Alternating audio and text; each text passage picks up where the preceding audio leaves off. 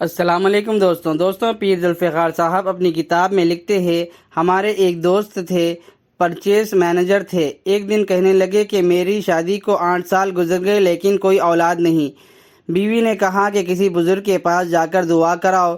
مجھے لاہور میں ایک بزرگ کا پتہ چلا کہ میں ان کے پاس دعا کے لیے حاضر ہوا۔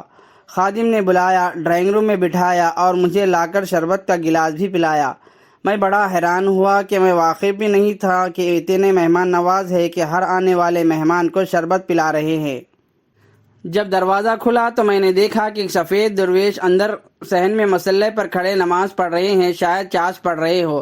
تھوڑی دیر کے بعد وہیں آ گئے اور مجھ سے ملے۔ کہنے لگے کہ میں کسی کام میں مصروف تھا اس لیے دیر ہو گئی۔ اب میرے دل میں خیال آیا کہ مخلص بندہ نظر آتا ہے جو اپنے عمل کو چھپا رہا ہے، ورنہ تو کہتا کہ ہم عبادت میں مصروف تھے۔ اب میں نے بتایا کہ مسئلہ یہ ہے، دعا کر دے۔ اب انہوں نے دعا کر دی۔ اٹھتے ہوئے میں نے ان کو 5 روپے ہدیے میں دیے۔ وہ کہنے لگے نہیں، اس کی کوئی ضرورت نہیں۔ اب میں نے کہا جی اچھا، آپ کے یہاں ہر آنے والے کو شربت دیا جاتا ہے، خرچے بھی ہے، مہمانداری بھی ہے، لہٰذا آپ قبول فرما لیجئے۔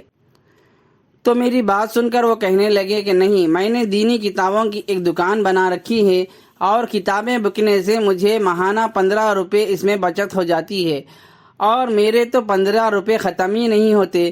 کہنے لگے کہ 20 سال اس واقعے کے گزر گئے، آج تک وہ منظر مجھے یاد ہے کہ اللہ کے بندے نے کیسے کہا کہ میرے تو 20 روپے ہی ختم نہیں ہوتے۔ تو جہاں برکت ہوتی ہے ان کے 20 روپے بھی ختم نہیں ہوتے۔